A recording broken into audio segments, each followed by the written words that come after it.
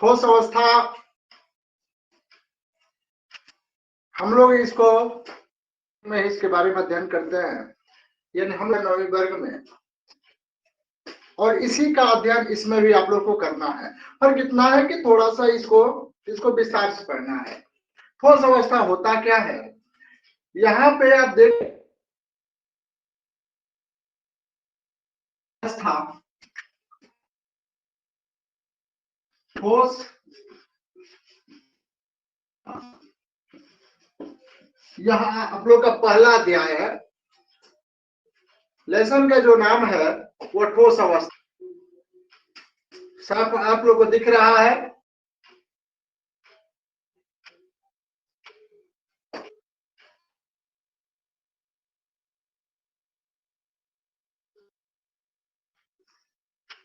चलिए, अमृता भी जुड़ गई है, अनु भी जुड़ी है। क्या हो गया ललसा शर्मा? तो अभी पढ़ना है ठोस अवस्था के बारे में। ठोस अवस्था जो है यह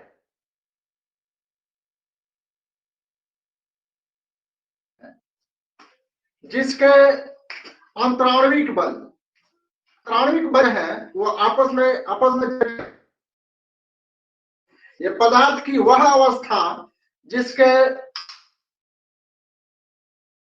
आंतरिक बल द्वारा, आंतरिक कहता है बलों द्वारा चालक के रूप में संतुलित होते हैं, और जो यह संतुलित होते हैं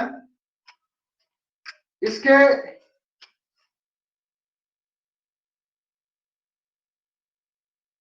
है वह अपने स्थान पर ही दोलित होते हैं, यानी कि वह अवस्था यह ठोस अवस्था है। यानी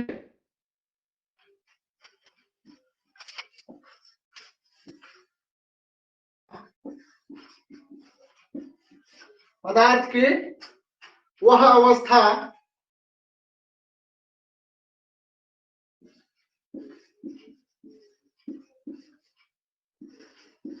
जो अवयवी का है, यह आप लोग समझिए परमाणु अणु या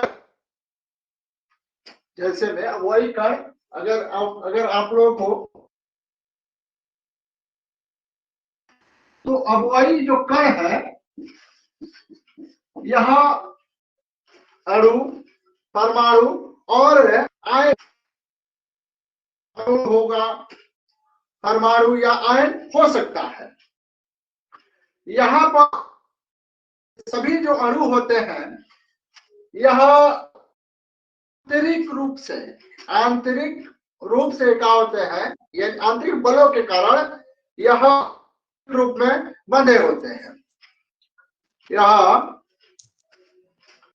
जो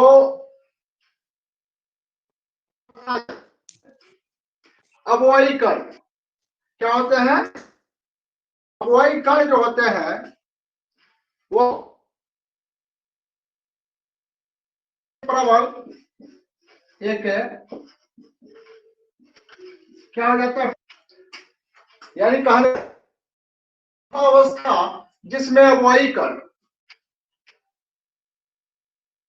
किएगा, मैं बात कर रहा हूं अवयवी कण अणु, परमाणु अणु या आयन होता है। बात के दाल मत समझिएगा।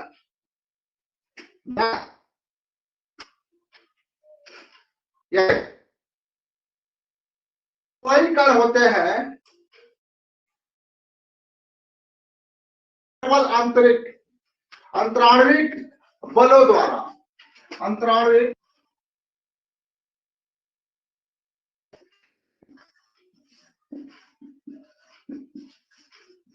बलों द्वारा जटिल रूप से बंधे होते हैं। जटिल रूप से क्या होते हैं, बंधे होते हैं।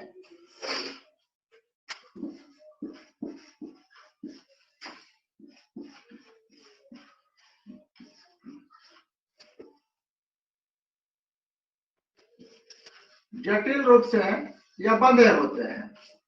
यानी ठोस अवस्था को हम थोड़े,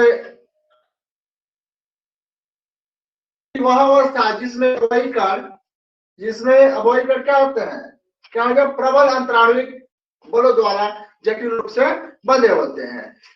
पदार्थ की यही अवस्था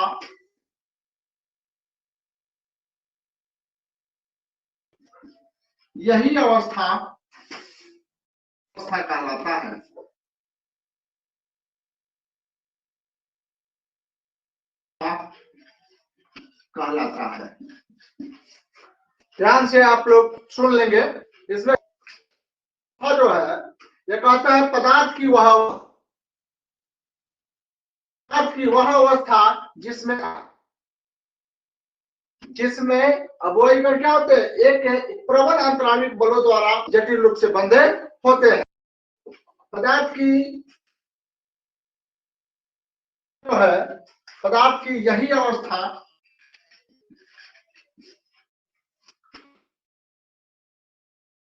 है। क्लियर है आप लोग? आगे चले हम।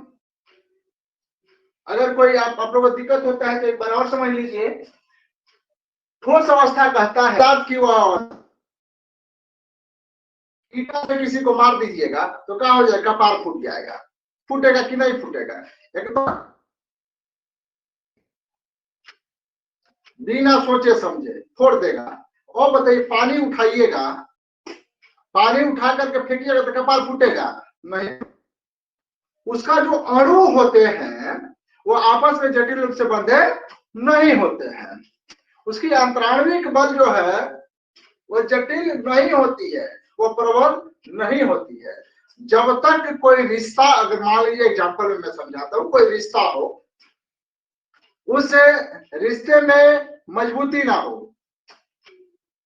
कोई रिश्ता है और उस रिश्ते में कोई अगर मजबूती नहीं होती है तो वह जल्दी टूट जाता है। इसी अवस्था, जैसे ठोस पदार्थ होता है, हम लोग पढ़ते हैं द्रव अवस्था। द्रव अवस्था में जो रिश्तेदारी होता है, जो बंधन होते हैं, वो मजबूत नहीं होते हैं, या उसमें मजबूती नहीं होती है। अवस्था में यह कम मजबूती होती है। रिश्ते जैसे जैसे मजबूत होते हैं। जो ठोस अवस्था होता है किसके, पदार्थ के रूप से बंधे होते हैं। ठोस पदार्थ के जो अणु होते हैं वह आपस में जटिल रूप से बंधे होते हैं। कारण ठोस पदार्थ का आयतन और आकार, कभी कभी प्रश्न पूछ देता है कि ठोस पदार्थ निश्चित क्यों होते हैं, ठोस पदार्थ के निश्चित क्यों होते हैं। तो यहाँ पे अब इसको भी हम लोग समझ लेंगे, क्योंकि हम लोग ठोस अवस्था, तो इसके अंतर्गत जो भी प्रश्न आएगा तो आप लोगों ने किया हो तो हम आगे चले। यह ठोस अवस्था के बारे में जाने अभी।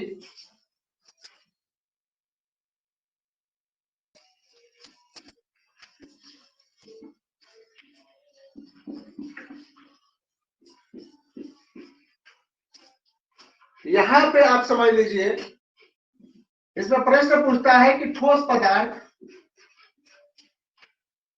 कठोर क्यों होते हैं। ठोस पदार्थ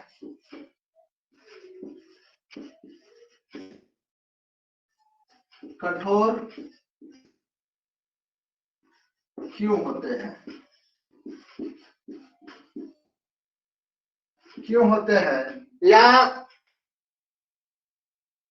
पूछता है ठोस पदार्थ का आकार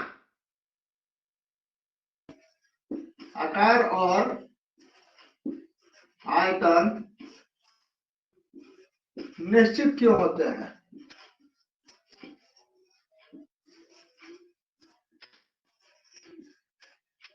इसी को जब एक है,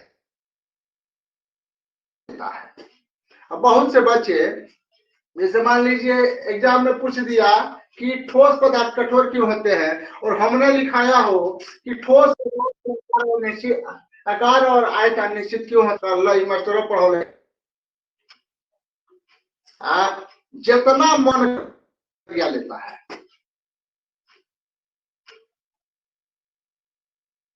कि हेतनो जगह नहीं छोड़ता है नमको रखने का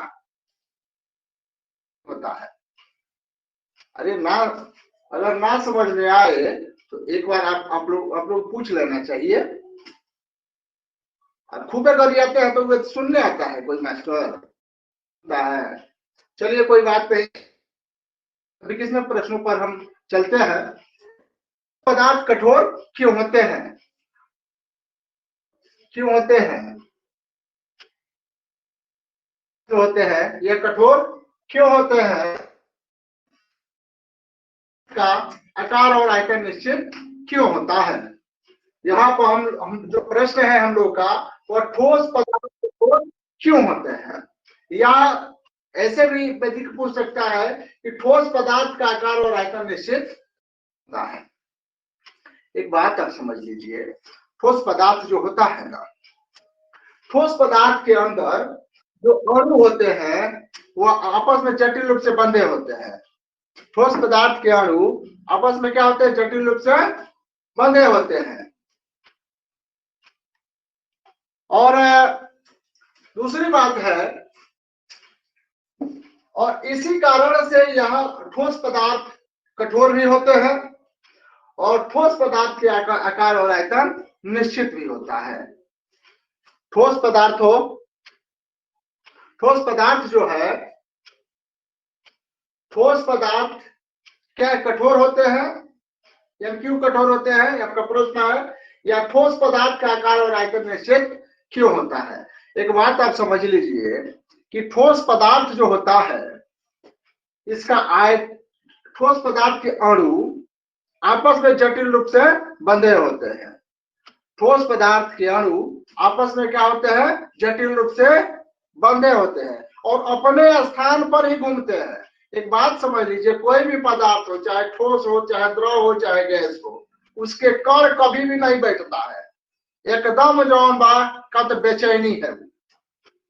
ठोस पदार्थ जो होता है माने बेचैनी के गोली खाया रहता है। जैसे आप लोग नहीं कहते हैं कि का बेचैनी की गोली खाइले बड़ा, वही बात इसमें भी होता है कि जो जो कण होते हैं, ये कोई पदार्थ लीजिए और उसके जो कण होते हैं वो हमेशा क्या होते हैं? गतिशील होते हैं, वो कभी रुकते नहीं है, उसमें हमेशा गति होती रहती है। ठोस पदार्थों में हमेशा गति होती रहती है, यह कभी भी खत्म नहीं होती है। यहां पे एक बात आप समझ लीजिए, ठोस पदार्थ के आकार और आयतन निश्चित होने के कारण जो है, इसके अणु आपस में जटिल रूप से बंधे होते हैं। ठोस पदार्थ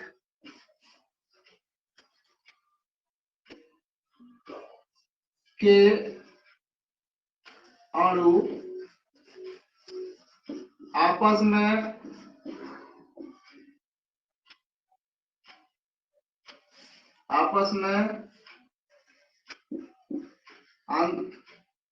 आंतरिक रूप से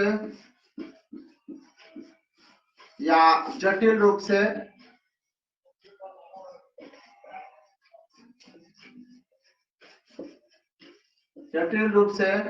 बंधे होते हैं।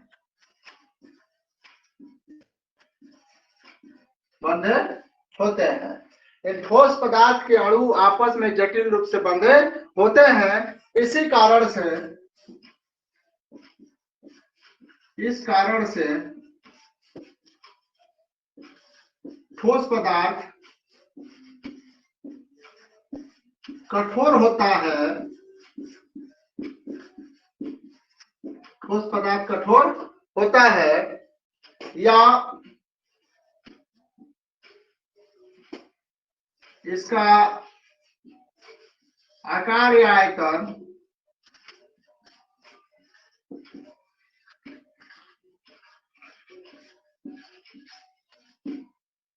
निश्चित होता है।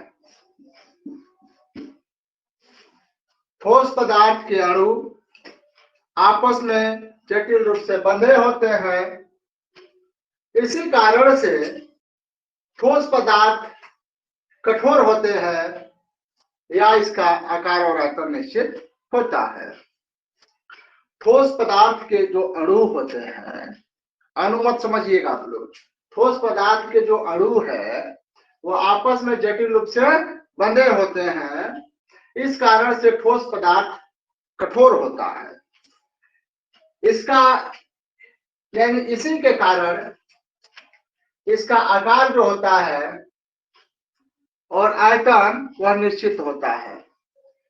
आप लोगों के मन में यह प्रश्न उठ रहा होगा कि आयतन क्या है, इसका भी हम अध्ययन कर लेते हैं। आयतन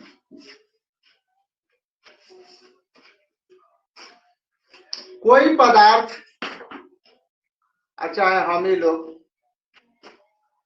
जहां पर आप लोग बैठे हैं, जितना जगहिया आप लोग छेके हैं वही आपका आयतन है। आप बैठे हुए हैं, जैसे मान लिया कि हम बैठे हुए हैं, तो हम बैठे हैं तो हम जितना जगह हम घेरे हैं, छेके हुए हैं, यही हमारा क्या है, आयतन है। तो कोई भी पदार्थ है, कोई पदार्थ जितना आयतन घेरता है, कोई पदार्थ जितना आयतन घेरता है वही उसका आयतन कहलाता है। किसी पदार्थ के द्वारा घेरा गया स्थान उसका आयतन कहलाता है। ध्यान में रखिएगा, किसी पदार्थ के द्वारा घेरा गया स्थान उसका आयतन कहलाता है। क्लियर है आप लोग? किसी पदार्थ के द्वारा घेरा गया स्थान उसका आयतन कहलाता है। देखिए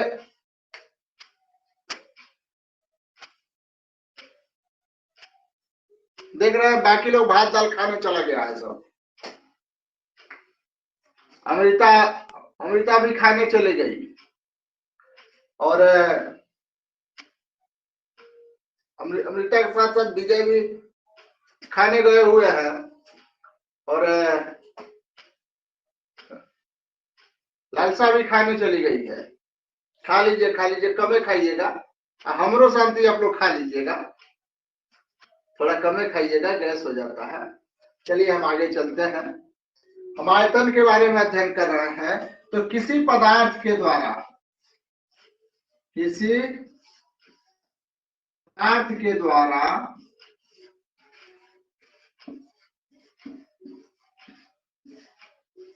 घेरा गया स्थान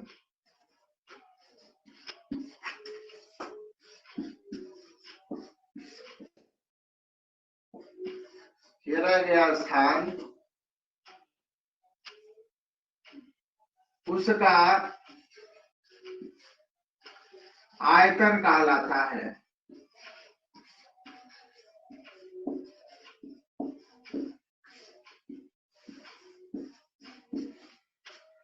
कोई पदार्थ जितना जगह घेरता है ना, किसी पदार्थ के द्वारा जितना जगह घेरा जाता है, जितना जगहिया वह छेकता है, वही उसका आयतन कहलाता है। किसी पदार्थ के द्वारा घेरा गया स्थान उस पदार्थ का आयतन कहलाता है। किसी पदार्थ के द्वारा घेरा गया स्थान उस पदार्थ उसका आयतन कहलाता है, यानी उस पदार्थ का आयतन कहलाता है। चलिए हम आगे चलते हैं। अब हम अध्ययन कर लेते हैं ठोस पदार्थ के लक्षण के बारे में। लक्षण जो होता है, आप समझ लीजिए लक्षण, जैसे मान लीजिए हम लोग कहते हैं कि वो ढेर हंसता है। जब ढेर हंसता है तो उसका एगो लक्षण है। ढेर खिसियाता है, जब ढेर खिसियाता है तो वो भी उसका लक्षण है, उसका गुण है। उसके पास 2 आंख है, 2 कान है, हाथों से मुंह है, जाने से खाता है। और कुछ आप लोग मत समझिएगा, जैसे खाता है वो करेगा समझिएगा। और देख लीजिए ठोस पदार्थ के लक्षण के बारे में जानेंगे हम।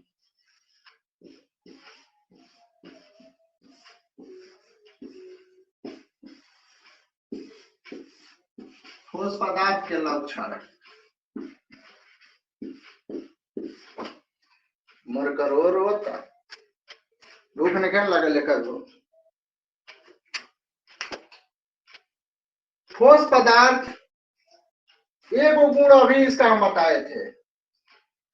ठोस पदार्थ के आकार और आयतन निश्चित होता है। ठोस पदार्थ के जो लक्षण है, इसमें जो पहला लक्षण है वह यह है कि ठोस पदार्थ के आकार और आयतन निश्चित होते हैं। ठोस पदार्थ के आकार और आयतन निश्चित होते हैं, यह पहला गुण है। ठोस पदार्थ के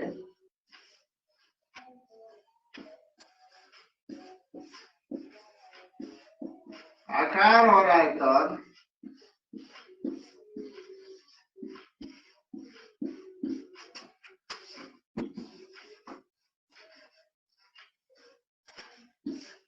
निश्चित होते हैं।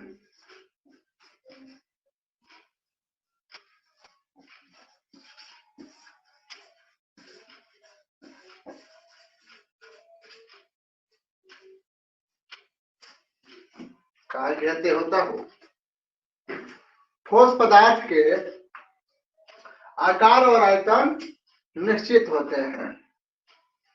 ठोस पदार्थ के आकार और आयतन निश्चित होते हैं। इसके जो अणु होते हैं ना, एकदम लघु परास के होते हैं। यानी ठोस पदार्थ के अणु के अंतराणविक जो बल है, ठोस पदार्थ के अंतराणविक बल वो एकदम लघु परास, एकदम तनी मनी, वो आँखिया से हम लोग का नहीं देखता है। जो पदार्थ है, मान लीजिए आप ईंटे ले लीजिए, ईंटा ले लो, केहू कपार नहीं के फोड़े के, ईटवा के क्या करे, वो में देखिए कि छेद लौकता नानू, जब नहीं लौकत लेकिन उनमें छेद बा। अब एकरा के देखबो लिखे ना, एकरा के देखे खतरा का ईटवा के पानी में डुबा दिया लोग, तब देखिए लोग बुझबुझा फेंके लगेला। एकरा मतलब उनमें छेद बा, लेकिन वो दिखता नहीं है। ठोस पदार्थों के जो अंतराणविक अणु होते हैं, अंतराणविक जो बल होते हैं, वह लघु परास वाले होते हैं। ठोस पदार्थ के जो अंतराणविक बल होते हैं वह लघु परास वाले होते हैं। दूसरा इसका गुण हो गया, ठोस पदार्थ के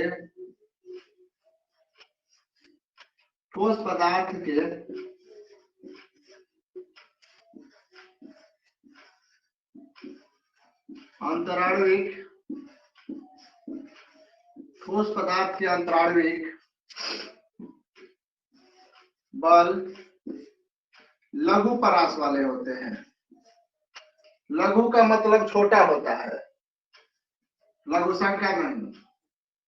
अंतराणविक बल लघु परास लघु परास आप लोग समझे हैं ना? लघु का मतलब होता है छोटा, यानी ठोस पदार्थ के अंतराणविक बल लघु परास वाले होते हैं।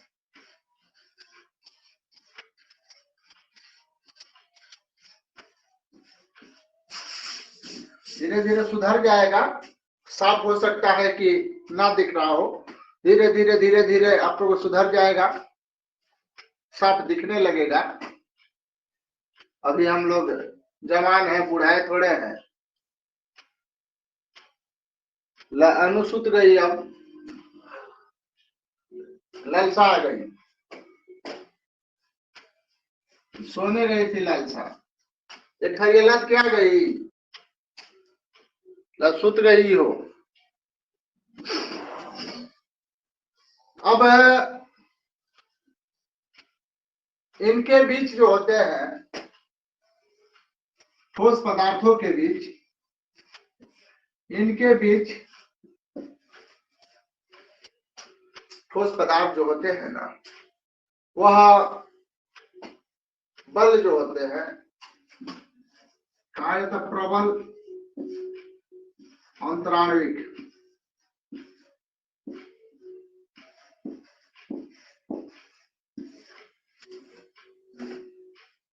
यानी ठोस पदार्थों के बीच क्या होता है, प्रबल अंतराणविक बल होते हैं।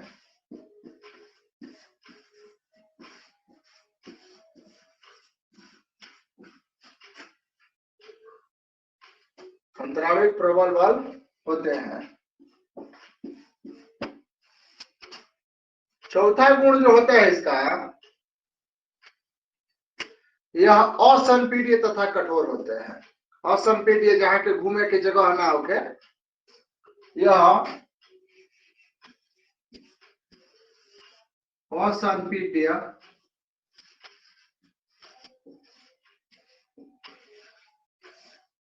तथा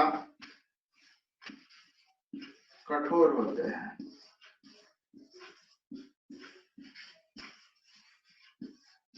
यह असंपीड्य तथा क्या होते हैं, कठोर होते हैं। अमृता खा के आ गई है,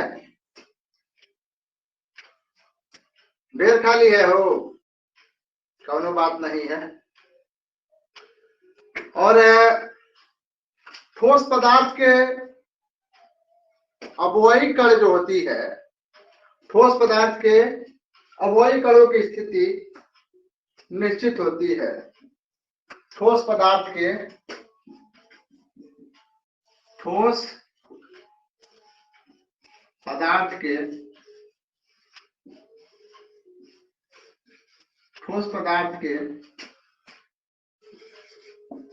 अवयवी कण निश्चित होती है।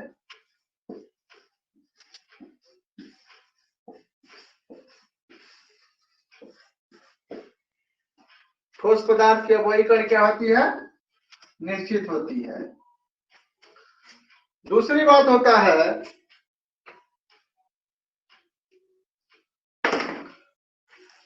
ठोस पदार्थ के जो अवयवी कण होते हैं, वो कहते हैं केवल अपने ही अक्ष पर क्या करते हैं, कंपन करते हैं। वो अपने जगह पर आके घूमता है। एक को व्यक्ति जो होता है, वो खाली जो घर ही में जब घुसल रहता है, लोग कहता है कि क्या घर घुसना है, वही है ठोस पदार्थ के अवयवी कण, यानी ठोस पदार्थ के अवयवी कण, ठोस पदार्थ के अवयवी कण अपने अक्ष पर घूर्णन करते हैं, ये घूमते हैं।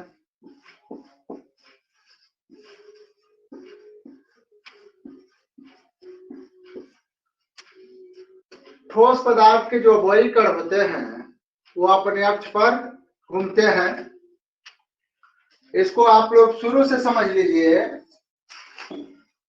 अगर ना दिख रहा हो तो एक बार बोल दे रहे हैं, आप लोग सुन भी लीजिए और लिख भी लीजिए। ठोस पदार्थ के जो लक्षण होते हैं, इनके लक्षणों में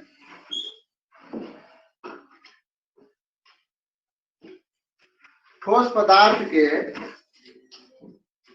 लक्षण जो है, उन लक्षणों में जो पहला लक्षण है वह इसका आकार और आयतन निश्चित होता है। ठोस पदार्थ का आकार और आयतन क्या होता है? निश्चित होता है। आप लोग समझ लीजिए, ठोस पदार्थ का जो आकार और आयतन क्या होते हैं? निश्चित होते हैं। दूसरी बात इसमें यह होता है कि इनकी जो अंतराणविक बल जो होते हैं, जो अंतराणविक बल इनके बीच में क्या होता है? लगता है, वह एकदम लघु परास वाले होते हैं, जिनको हम देख तो नहीं सकते हैं, लेकिन इनके बीच में रिक्त स्थान होता है।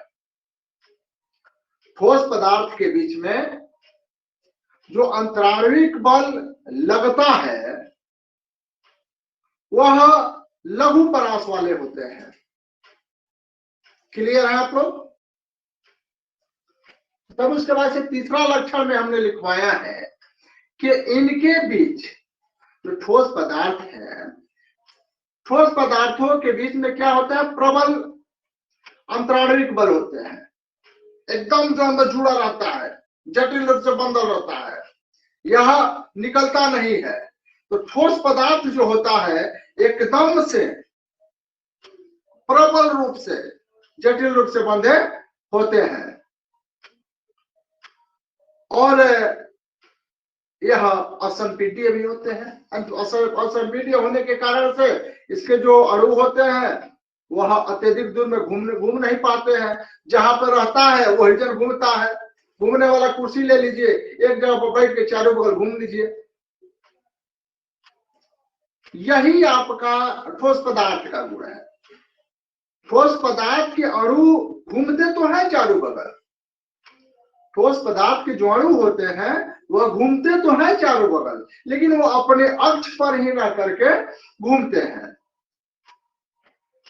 ठोस पदार्थ जो होते हैं वो असंपीड्य होते हैं, और असंपीड्य होने के साथ साथ वह कठोर भी होते हैं।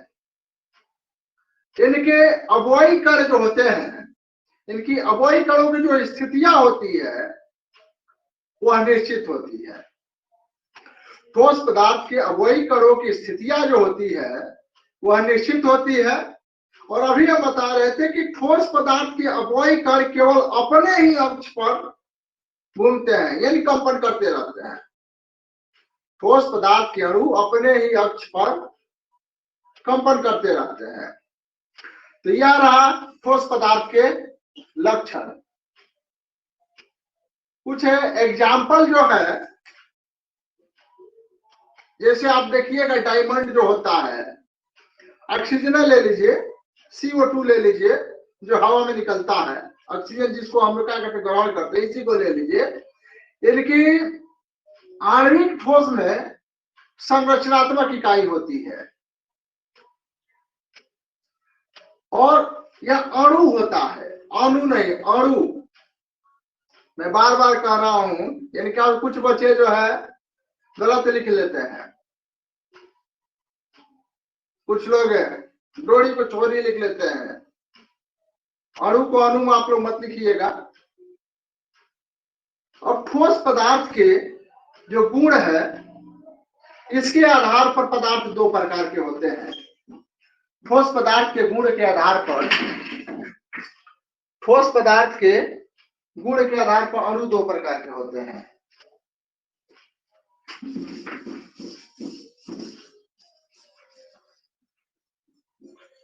पहले निकाल लेते हैं हम, दिखे या ना दिखे, लिख देना ठीक रहता है।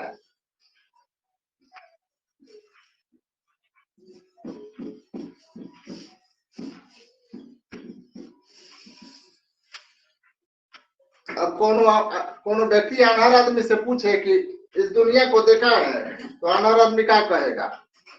ना, अब अनहर आदमी को दिन और रात से कोई मतलब है? कोई मतलब नहीं है। ना दिन से मतलब है, ना रात से मतलब है। तो ठोस अवस्था के गुण, ठोस अवस्था के गुण के आधार पर ठोस पदार्थों में जो गुण है वह मुख्य रूप से दो प्रकार के गुण होते हैं। ठोस पदार्थ के मुख्य रूप से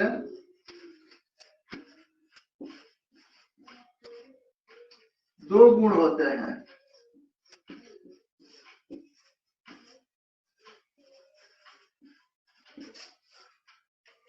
ठोस पदार्थ जो होता है, ठोस पदार्थ के अंतर्गत मुख्य रूप से दो प्रकार के गुण होता है।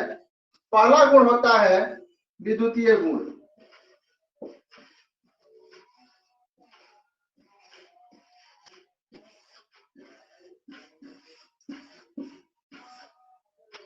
दूसरा चुंबकीय गुण।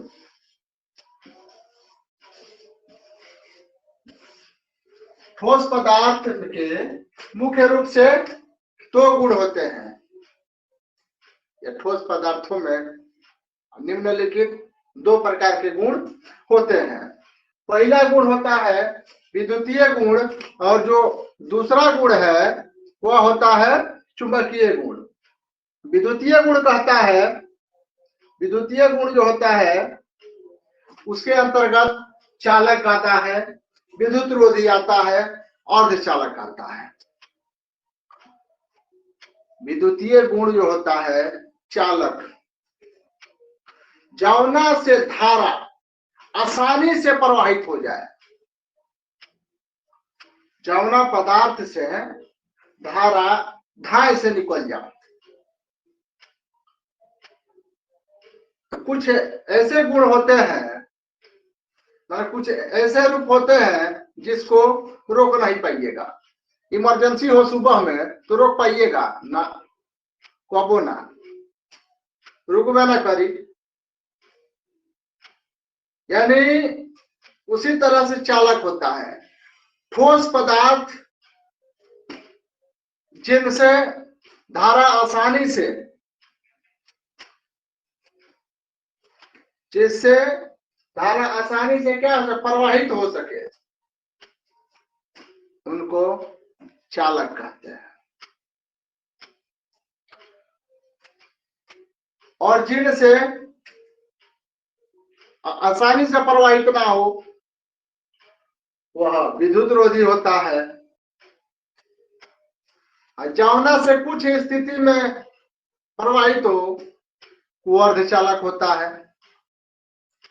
यानी पहला हमने जो इसमें गुण लिखा है, ठोस के मुख्य रूप से दो गुण होते हैं या ठोस के निम्नलिखित दो गुण होते हैं, ऐसे लिख सकते हैं आप लोग। ठोस के निम्नलिखित दो गुण होते हैं, ऐसे भी आप लोग इसके बारे में लिख सकते हैं।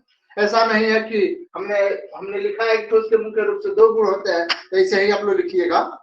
यानी ठोस के दो गुण होते हैं।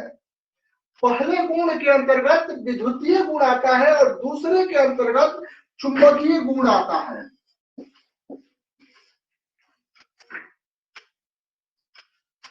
यानी कहने का मतलब जो है, अब यहां पे समझिए,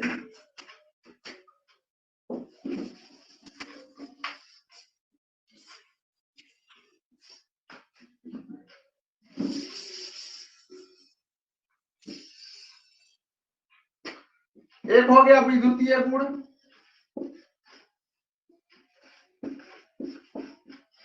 विद्युतीय गुण के तीन रूप, एक चालक, दूसरा अचालक और तीसरा अर्धचालक।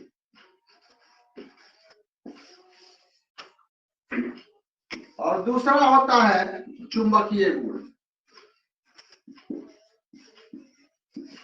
तो पहले हम समझ रहे हैं विद्युतीय गुण के बारे में। विद्युतीय गुण जो होता है, पहला देख लीजिए, यहाँ पे हमने लिखा है, साफ ना दिखे तो आंख उठा के देख लीजिएगा। चालक यानी ठोस पदार्थ, यानी वैसा ठोस पदार्थ जिनसे विद्युत धारा आसानी से प्रवाहित हो जाए।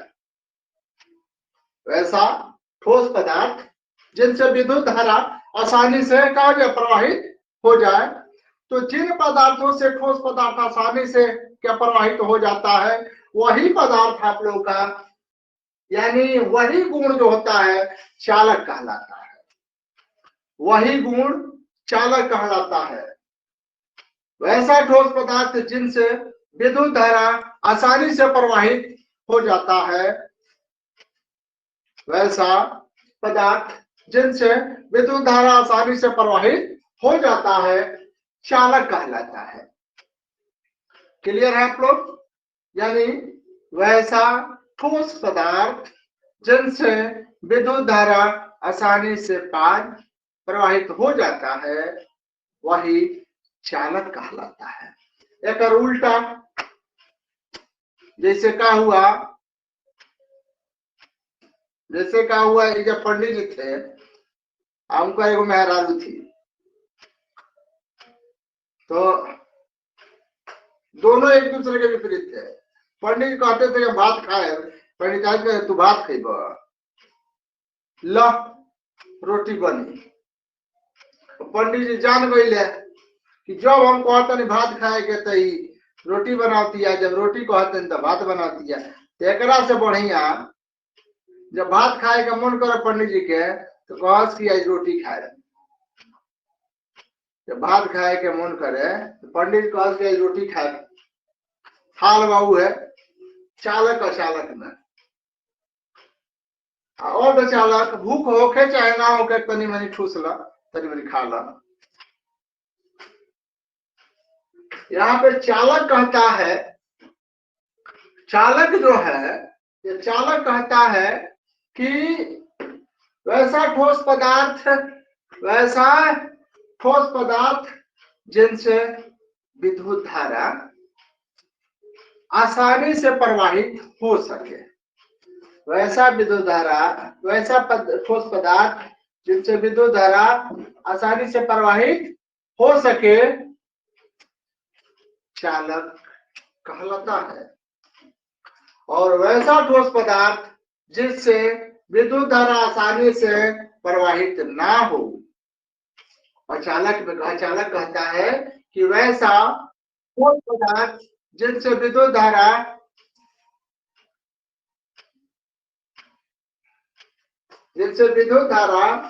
आसानी से प्रवाहित ना हो,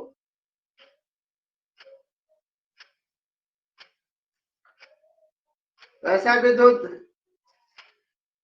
ठोस पदार्थ जिनसे विद्युत धारा आसानी से प्रवाहित ना हो, क्या कहलाता है? अचालक कहलाता है।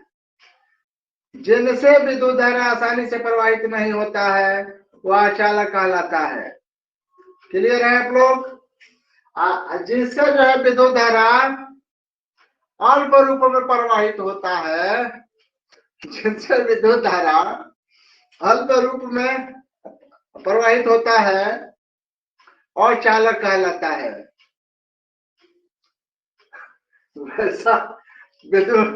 वैसा ठोस पदार्थ जिनसे विद्युत धारा आसानी से प्रवाहित नहीं होता है,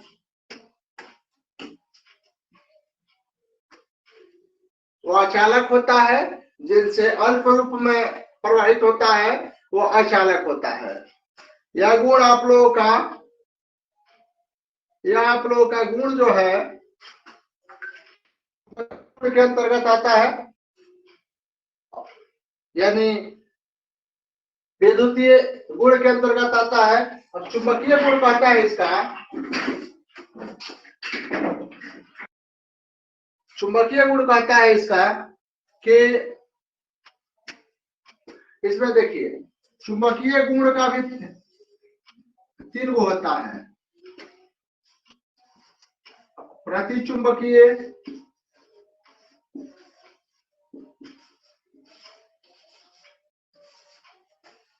अनुचुंबकीय, अणु इसमें आ गई है, कहां से घुस गई अणु, और होता है लौह चुंबकीय।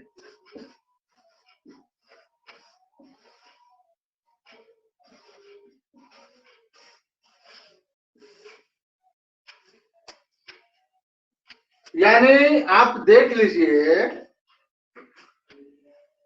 विद्युतीय गुण के आधार पर यह 3 रूप है और चुंबकीय गुण के आधार पर भी इसके 3 रूप होते हैं।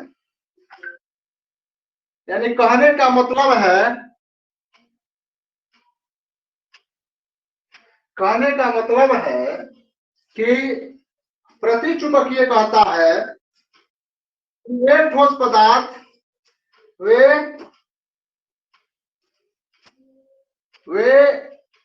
ठोस पदार्थ जो चुंबकीय क्षेत्र द्वारा प्रबल रूप से प्रतिकर्षित होते हैं। आकर्षित नहीं, प्रतिकर्षित। आकर्षित का मतलब होता है अपने ओर खींचना, प्रतिकर्षित का मतलब होता है अपने से भगाना। आकर्षित का मतलब होता है अपने ओर खींचना। जैसे मान लिया कि कौन सुंदर एकदम जो फेयर लवली लगा करके, लिपस्टिक लगा करके एकदम जो सुंदर कोई लड़की है तो क्या होगा, लड़का एकदम जो है आकर्षित होने लगता है। मान लीजिए कौन का सुंदर कपड़ा पहना है, बाद से मुंह एकदम खड़ू जैसन है, एकदम जो तवा के पेनी लिखा है, बाद का पीछे से बड़ा सुंदर लग रहा है, पीछे पीछे गया है वो लड़का, जैसे वो घूमी तो भागा भागा चला आया, तो क्या है, प्रतिकर्षण है। प्रतिचुंबकीय यानी इसके कहने का मतलब वे ठोस पदार्थ जो चुंबकीय क्षेत्रों द्वारा दुर्बल रूप से प्रतिकर्षित होते हैं, माने उतना वह क्या होते हैं, दुर्बल रूप से। ध्यान में रखिए, प्रतिकर्षण जो गुण है, यानी ये क्या होते हैं, दुर्बल रूप से प्रतिकर्षित होते हैं। प्रतिचुंबकीय जो होता है, ये कहता है वे ठोस पदार्थ जो चुंबकीय क्षेत्रों द्वारा, वे ठोस पदार्थ जो चुंबकीय क्षेत्रों द्वारा दुर्बल रूप से प्रतिकर्षित होते हैं। वे ठोस पदार्थ जो चुंबकीय क्षेत्रों द्वारा दुर्बल रूप से प्रतिकर्षित होते हैं, उन्हें प्रतिचुंबकीय पदार्थ कहते हैं। वे ठोस पदार्थ जो चुंबकीय क्षेत्रों द्वारा दुर्बल रूप से प्रतिकर्षित होते हैं, उन्हें प्रतिचुंबकीय पदार्थ कहते हैं। क्लियर है आप लोग? यानी वे ठोस पदार्थ जो चुंबकीय क्षेत्रों द्वारा दुर्बल रूप से प्रतिकर्षित होते हैं, उन्हें प्रतिचुंबकीय पदार्थ कहते हैं। क्लियर है आप लोग? अब हम चलते हैं दूसरे अनुचुंबकीय। अनुचुंबकीय, यहां पे आप देख लीजिए अनुचुंबकीय में होता क्या है, वे ठोस पदार्थ जो चुंबकीय क्षेत्रों द्वारा आकर्षित होते हैं। वे ठोस पदार्थ, अनुचुंबकीय में कहता है वे ठोस पदार्थ जो चुंबकीय क्षेत्रों द्वारा आकर्षित होते हैं, क्या होते हैं, आकर्षित होते हैं, उन्हें अनुचुंबकीय पदार्थ कहते हैं। वे ठोस पदार्थ जो चुंबकीय क्षेत्रों द्वारा आकर्षित होते हैं, वे ठोस पदार्थ जो चुंबकीय क्षेत्रों द्वारा आकर्षित होते हैं, उन्हें अनुचुंबकीय पदार्थ कहते हैं। क्लियर है आप लोग? अनुचुंबकीय पदार्थ कहता है, यानी वे ठोस पदार्थ जो चुंबकीय क्षेत्रों द्वारा आकर्षित होते हैं, उन्हें अनुचुंबकीय पदार्थ कहते हैं। उन्हें अनुचुंबकीय पदार्थ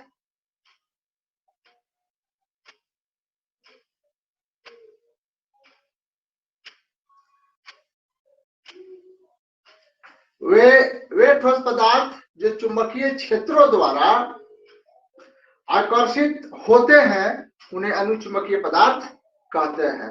क्लियर है आप लोग?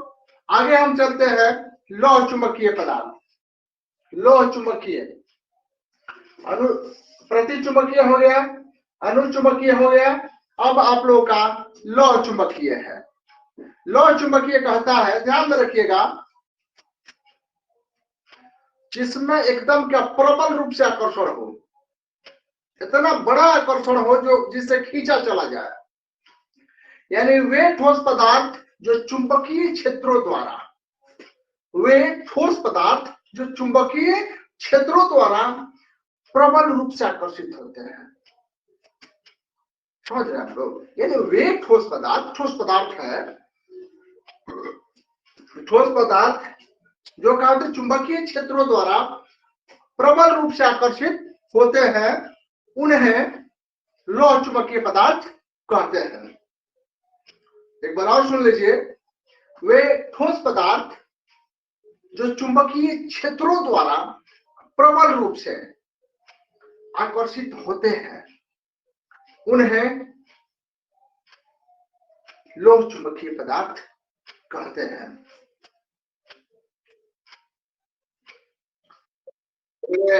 हेडिंग को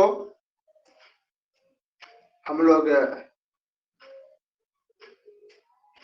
कल पढ़ेंगे।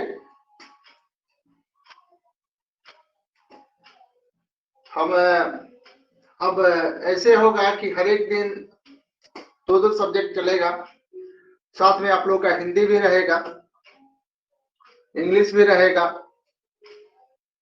यह अनिवार्य है। अंत तक आप लोग जुड़े रहे, इसके लिए धन्यवाद। आज का क्लास ओवर किया जाए। अगर कोई आप लोगों को समस्या होता है तो कमेंट करके हमसे जरूर पूछ लीजिएगा, चाहे मैसेज कर लीजिए, चाहे फोन करके पूछ लीजिएगा।